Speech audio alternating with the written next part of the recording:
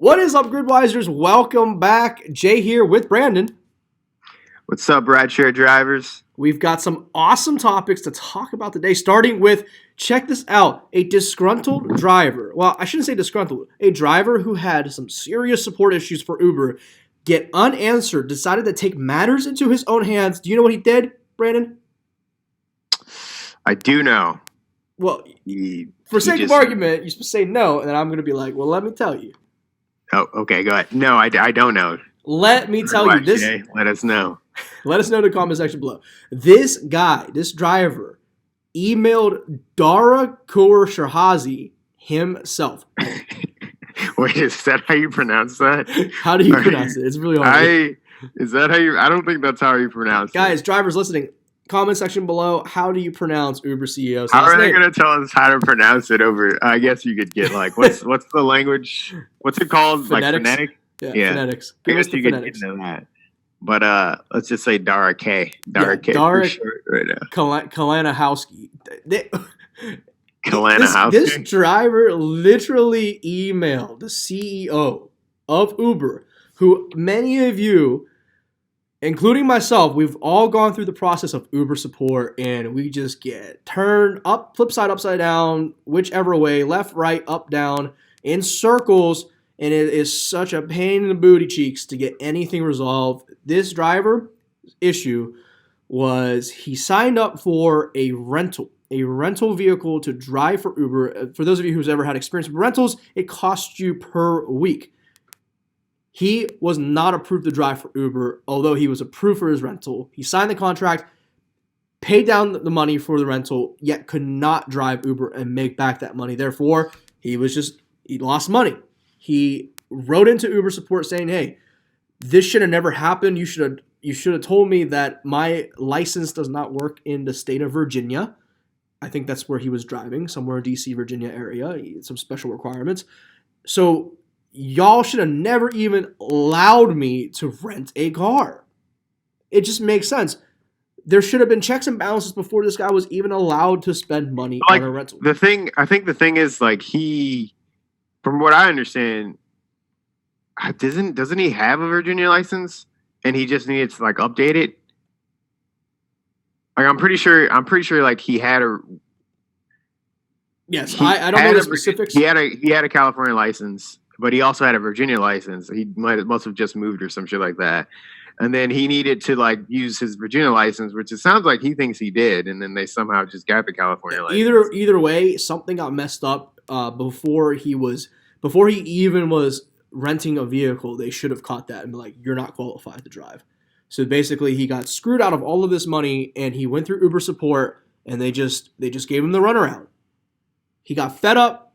He wrote directly to Dara himself, and to the scorn of the entire internet community, drivers, naysayers out there telling this guy that, oh, you are so, whatever, you're not going to get a response. All the negativity that he endured, justice has been served. He got a message back from corporate, and they fixed everything for him. They did, and that's like kind of like the funny thing about that. It's just like how easy it must have been. Like, I'm sure like actually fix this, it took like 2 seconds for the right person to fix it once it became like serious enough. And also interesting because like he CC'd his congressman, so that's also key. You're right. Is if you want a response from Uber support, just email Dara and CC your congressman. Apparently, that's what it takes.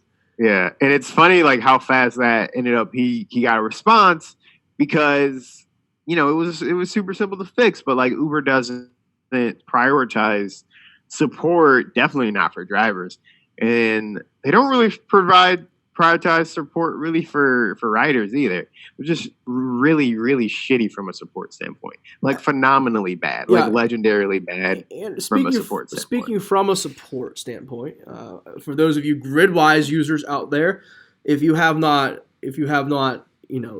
noticed, if you write a support request into our systems, you would be greeted by someone of the name Gridwise J.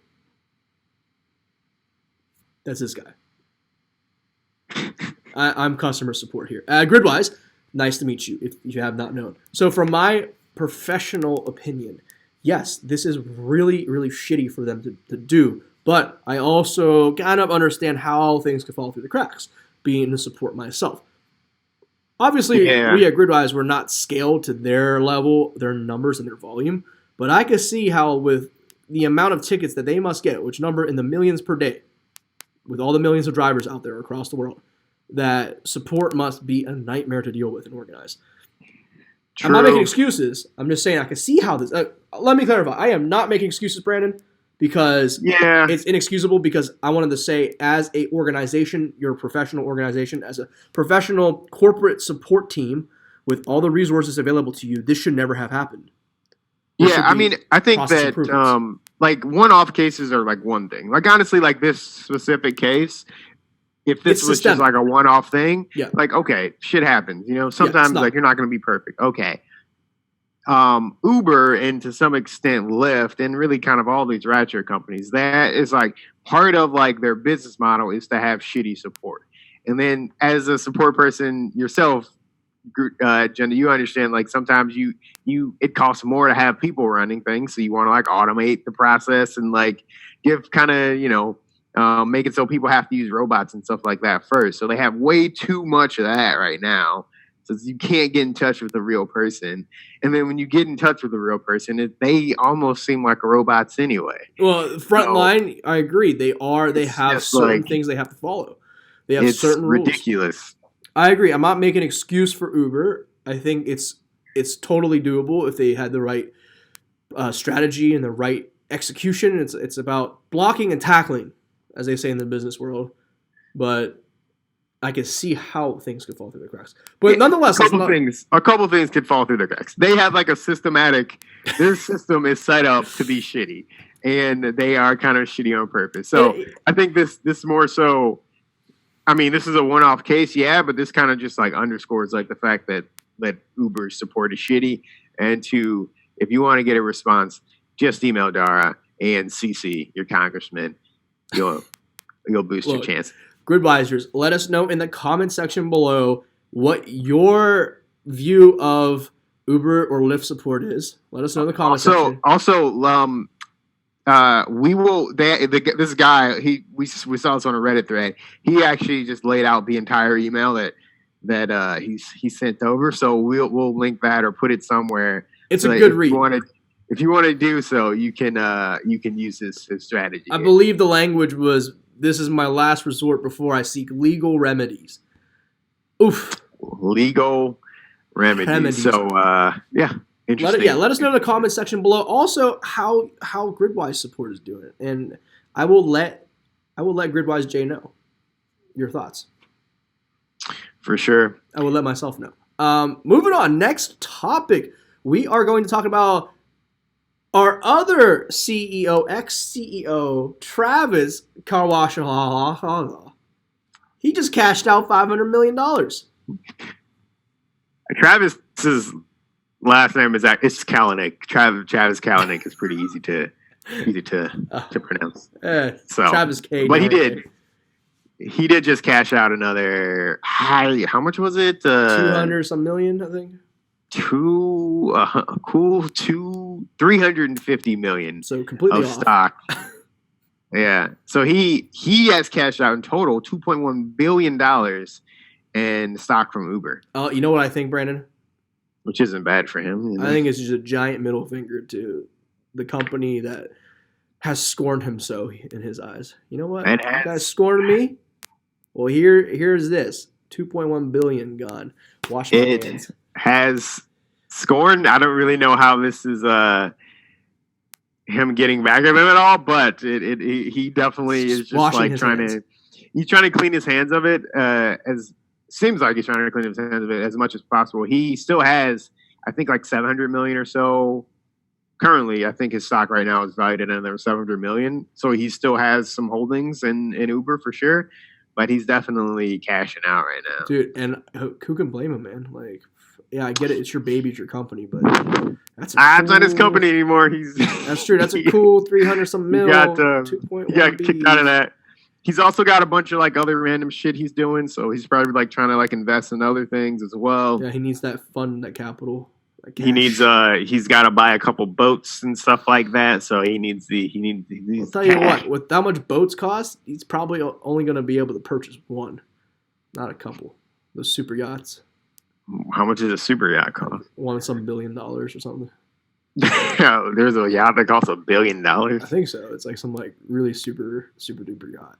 I want to see this yacht. It's like pretty, I can't imagine what does $1 billion yacht look like. It looks like nothing you've ever seen before in your life.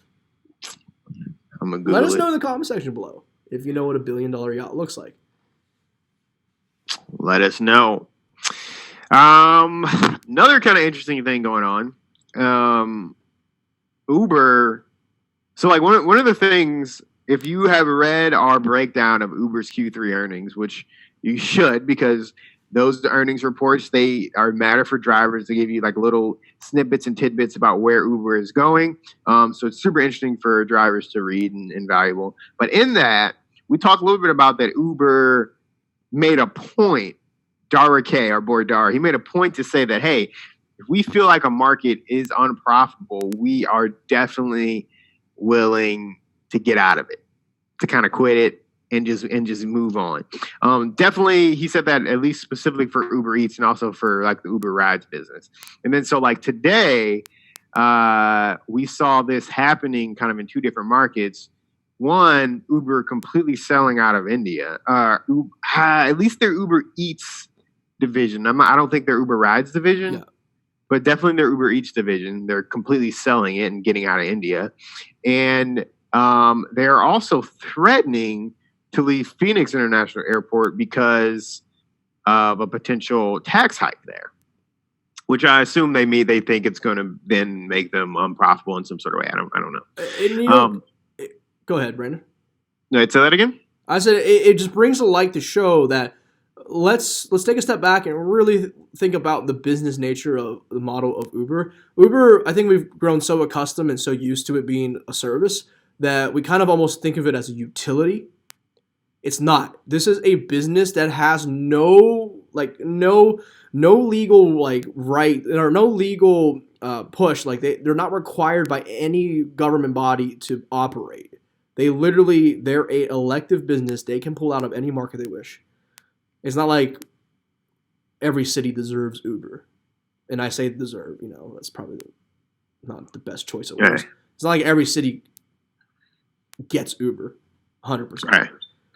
So they are willing and able. They have the right to pull out of any market they so choose. They're doing so actively. Just kind of interesting to see them doing that and really kind of being able to pull the trigger on some of these markets. Now, given in Phoenix, they have a ton of leverage, right? Because I think they said like 70% of rides out of Phoenix Airport are just through Uber, which is like insane. Yeah, also, insane. Phoenix Airport is one of the biggest airports in the U.S. and so by proxy, one of the biggest airports in the world. And I think the city council and the lawmakers, when they like vote these tax hike changes, they again are used to like Uber or Lyft, rideshare as a utility almost. They kind of forget, oh wow, like these are actual for-profit businesses and they can pull out whenever. So like imagine 70% of all traffic gone from that airport. How are people going to go to the airport without rideshare if that constitutes 70% of the traffic? Yeah. What other alternatives? At this point, Ubers and Lyft have already killed the taxi industry. The airport shuttle has probably been downsized. Actually, in Phoenix, they have like a new public transportation line that they actually, one of the reasons that they are hiking the taxes is because they want people to use it more. So that is, that's like one of the catalysts for that. But then you still have 70% of people. Like I'm pretty sure the shit's live today, and 70% of people are still taking Ubers because Ubers is like a lot easier than taking like the bus. It's really convenient. If I am okay with spending a little bit more, a decent amount more, then I'm just gonna take a fucking Uber every single time. So there's like a huge convenience factor. You're totally right. Like taxis are, they're not necessarily obsolete, but they're definitely kind of. Have you ever had a good taxi experience in Chicago? To the side, a good taxi experience? I don't know. I've ever had a good taxi. Getting a taxi, like I think sometimes people don't understand like how much of a pain in the ass it was before to get a ride before Ubers. Like hailing a taxi in the fucking street is in like the cold of Chicago is not a fun thing. I mean, you're risking frostbite to your fingers. Right. And like okay, we all get mad. Drivers get mad and passengers get mad about waiting in the airport for like a taxi or an Uber. But like getting in that taxi fucking line at an airport is also a complete pain in the ass, and that shit takes forever, and you have to wait outside. So that was my rant about why taxis absolutely fucking suck. Let us hear it, Brandon. All right. Let us hear it. But yeah, it's gonna be interesting to see how Uber kind of continues to do this stuff with like do these like threats of leaving, considering like the increased pressure that they're gonna have on themselves with things like 85 and stuff like that. So just something to keep an eye on. You know what I'm really excited to see unfold in the coming weeks? What? I want to see who backs down, Uber or Phoenix City Council or Airport. That's actually going to be really interesting to watch because I think Phoenix is going to back down a little bit, but I would assume there's going to be some sort of a conversation. Yeah, because they kind of put themselves in a pickle here, in a little situation. Because it's like, oh, we just laid all our cards on the table, and then Uber came back with something like, you ever see, you know the meme surprise Pikachu face? You ever seen that meme? No. Where Pikachu goes like, you know. So in this case, it'd be like, hey Uber, we're gonna raise your fees by like 100%. Uber goes, okay, see you later, and then Phoenix Airport.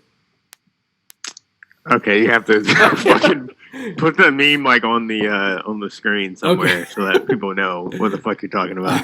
But yeah, I get the sentiment. It is gonna be super interesting to see like how shit works out because like this is, I mean, it kind of sort of sets like a little bit of a precedent like around the country, right? Like how they will react to increased pressure, and then but like you also. Chicago did something similar where they have like I don't think it's as I can't quite equate like how big like the tax is because it's from a city perspective versus an airport perspective, but they also increased their taxes. Uber and Lyft, they were super unhappy about it, but they never threatened to pull out of the market. So yeah, it's going to be just interesting to see like how they treat these different situations, so that we can start to see, okay, how far are we going to push these guys? And how far are they willing to be pushed?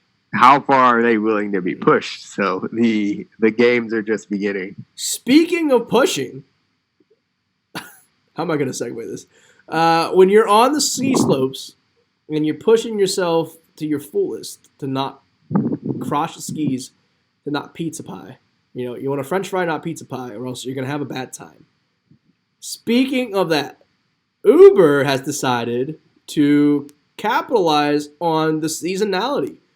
Well, everyone's going on ski trips, and Uber has implemented a while ago, actually, but the first time I've heard of it, Uber Ski, Brandon.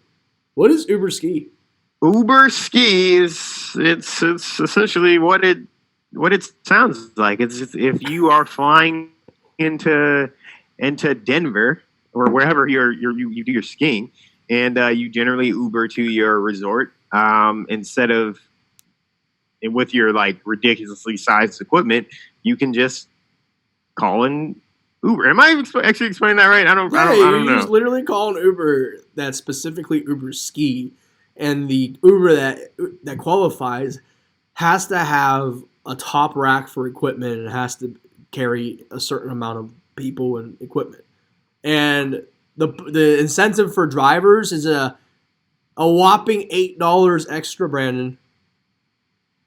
$8. $8. For those of you non-mathematicians out there, that is 4 double cheeseburgers. I wonder like how many times can you possibly get like an Uber ski trip? Like, are you getting more than 2 a day? I mean, if you live in like Denver, I'm probably sure like you get a ton of those from the airport. I mean, maybe if you're like in a specific, if you like work in like Vail or some shit like that, like a specific ski town, you might get more. I would be surprised if you got a ton of these. Yeah, and honestly, let's just address the elephant in the room.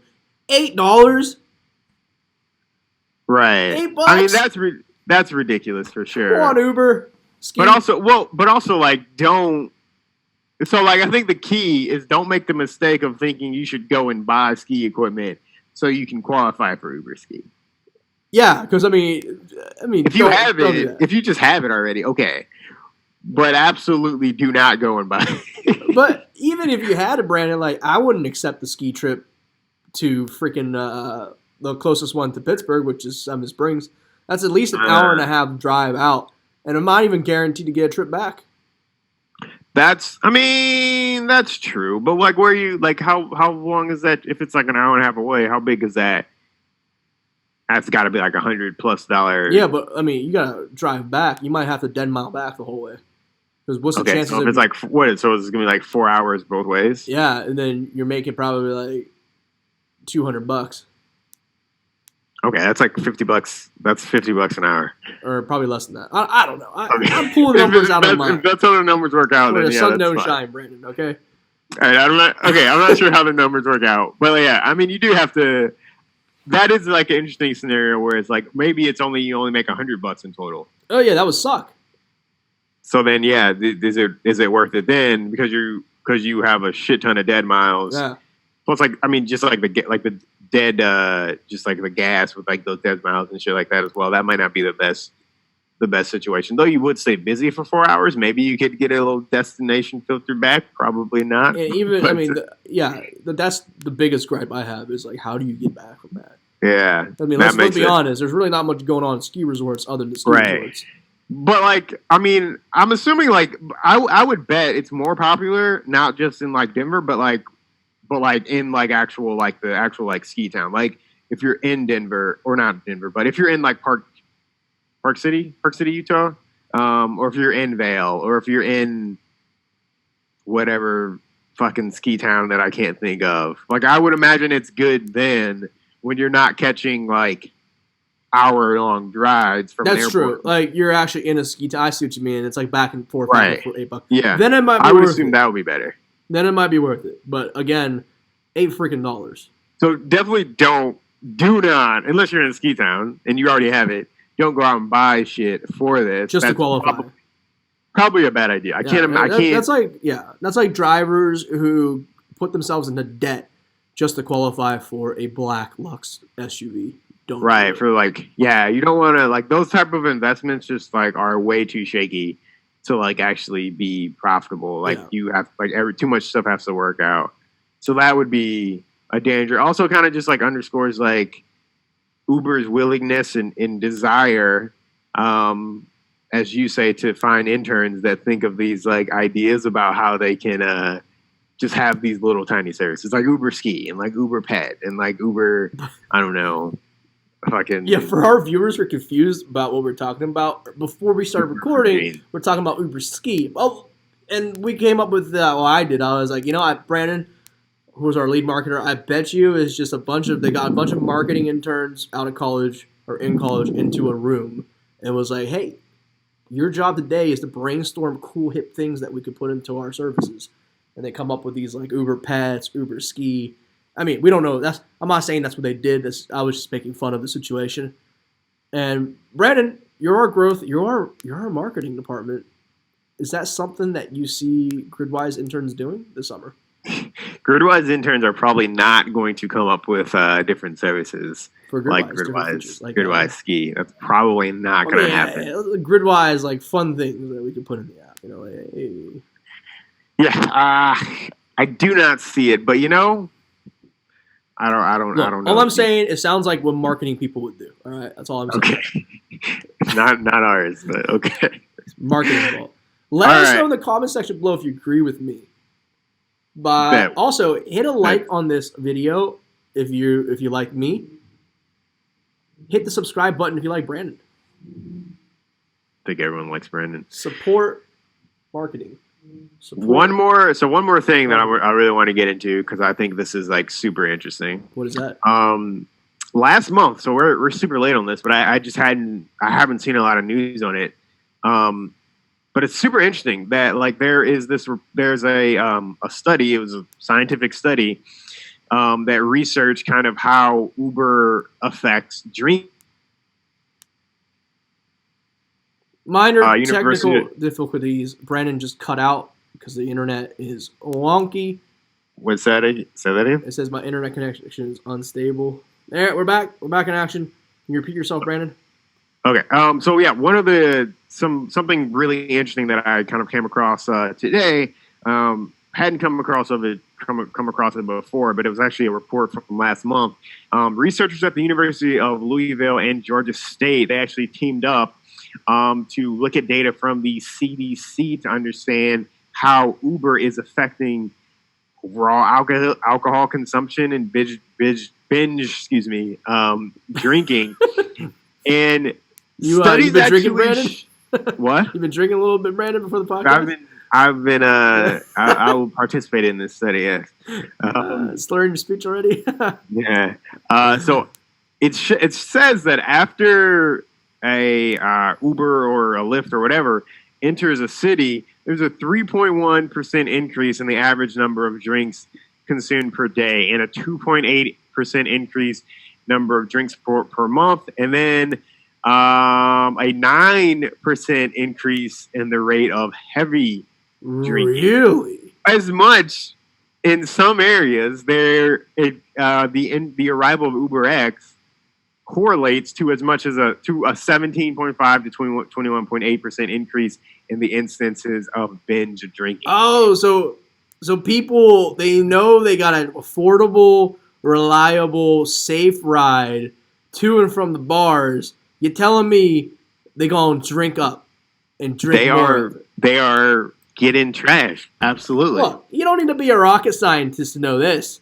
You would. Yes, you would assume so. You would assume that this would happen. Interesting. This is kind of interesting to see. Like, okay, is this like how good of a thing is this? Because I don't know if it's necessarily a great thing for binge drinking in a city to jump 20% No, because binge drinking is not good in general for the population. It's not phenomenal. No, but I'm assuming it is. I don't know. I'm interested to see like the instances of like fatal drunk driving accidents. It brings up a good point. It's like the effects of rideshare isn't even limited to what we could see so far outwardly on the surface. This thing has roots that go all the way down to the societal fabric of so far as binge drinking. Like it's affecting binge drinking in our party culture. And it kind of makes sense. Imagine if you have a safe, cheap, reliable ride to and from the bars, you're probably more likely to drink more and party more, right? But now, if you're a rideshare driver, then you know that these people are out binge drinking. They're not even regular drinking. Oh yeah, let us know in the comments section. They're much more likely to be absolutely trashed while they're calling you as an Uber. That's why you're kind of like the. And when I was in college, they had like the drunk bus. You're like the drunk bus for everyone. Now they have Uber XL. Yeah, I will say this though. This is actually a good thing that they said. Bars had over that time period after Uber X, bars saw like a 2.4% increase in their overall employment at said bar. So the arrival of Uber is causing so many more people to binge drink that it's boosting the economy. Yeah, I can't believe I never would have imagined I would hear those two terms in one sentence. Binge drinking boosts the economy. Oh my goodness, Brandon. Where do we find these interesting topics? I wonder how many of the binge drinkers were drivers that were just sick of it all. Okay, so where do you go with this? Getting absolutely trashed. Yeah. Yeah. Well, hey, that is something to think about. Ain't that right, drivers? Ain't that right, Brandon? Yep, I think that's all we got today. Yo, guys, make sure you like the content. Give us that thumbs up. Oh, and shout out to one of our viewers who responded to our questions last time.